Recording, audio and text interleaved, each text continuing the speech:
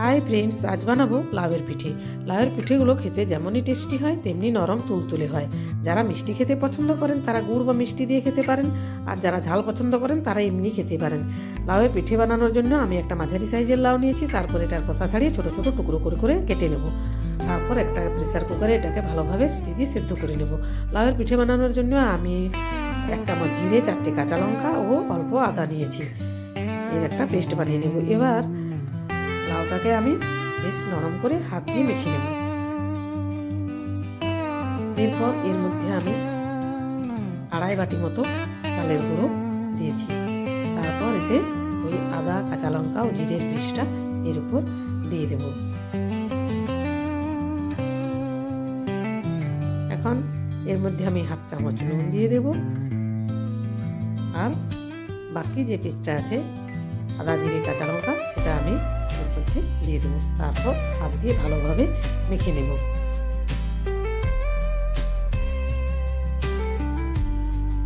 এরপর এর মধ্যে আমি 1 চামচ হলুদ গুঁড়ো দিয়ে দেবো, তাতে বেশ কালারফুল হবে।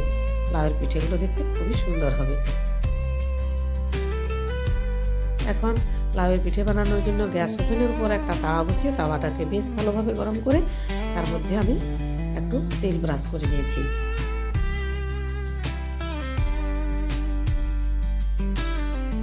এরপর আমি হাতা দিয়ে লাউ আর চাল গুঁড়োর মিশ্রণটা তাওয়ার মধ্যে দিয়ে দেব। তারপর এটাকে একটা তালের পাতা দিয়ে এরকম পাতলাভাবে বেলে নেব।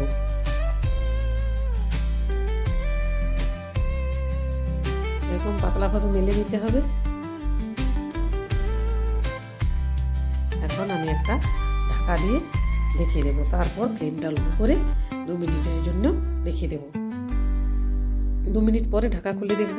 তারপর উপর থেকে অল্প আমি তেল ব্রাশ করে দেব।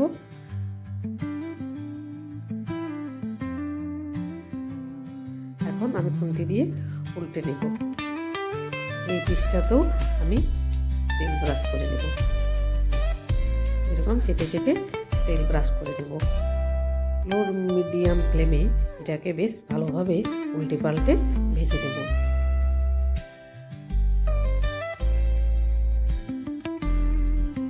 ভিডিওটি ভালো লাগলে অবশ্যই লাইক দিয়ে পাশে থাকুন, আর নতুন হলে সাবস্ক্রাইব করুন।